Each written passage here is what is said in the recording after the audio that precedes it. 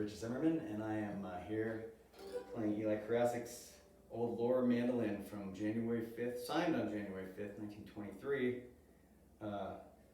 And just really happy to be part of the Emily Wilson's Karasik mandolin project, one of the contributors here. And I'm sitting here on my birthday, January 15th, with Pat and Jim Hilburn in the Hilburn house here in Louisville, still standing, and just grateful to be here doing this.